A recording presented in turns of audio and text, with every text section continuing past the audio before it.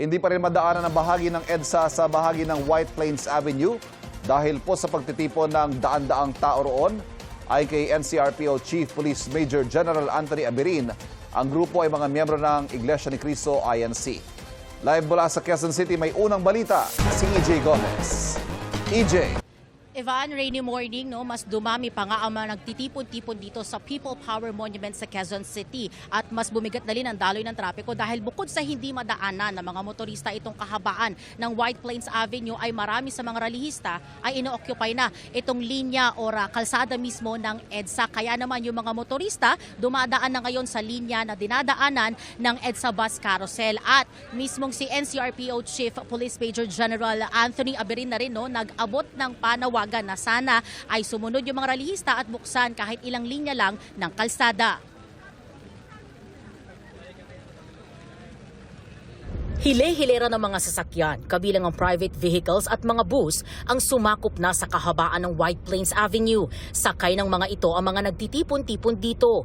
Mula pasado alas 4 kanina, humarang at pumarada sa kalsada ang mga bus dahilan para hindi na madaanan ng mga motorista ang White Plains Avenue. Ilan sa mga narito ay nakasuot ng puting t-shirt na may nakasulat na mga salitang transparency at accountability.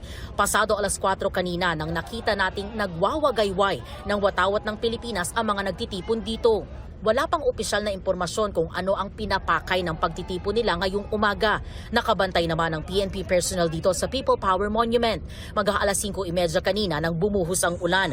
Nagpulasan ng mga taong nagtitipon. Ilan sa kanila sumilong sa gilid at sa ilalim ng mga puno. Ang iba naman sumakay sa kanilang mga service bus. EJ, may nagmamando naman sa traffic dyan para makausad yung mga sasakyan dumadaan sa bahagi ng EDSA? Yes, Ivan, may nakikita tayo mga police personnel, no, dito mismo sa labas or sa unahan ng labas ng EDSA Bus Carousel Busway, no.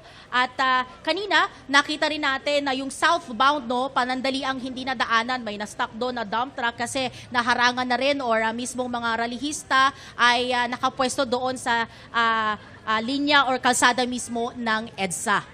Pero after ilang minutes ay nagtuloy-tuloy naman or nahawi sila ng mga nagmamando ng trapiko. Ivan? EJ, gaano karami yung mga pulis na nagbabantay dyan ngayon? At sa pakikipag-usap mo sa pulisya, yan ba'y nagkaroon ng prior coordination o in-announce ba itong pagtitipon na ito?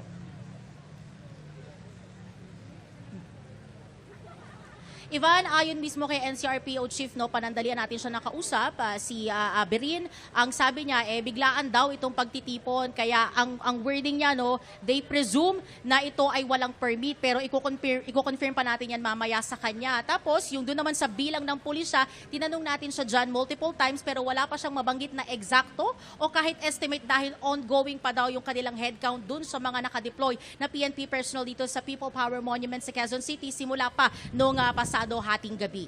Ivan? Maraming salamat, EJ Gomez.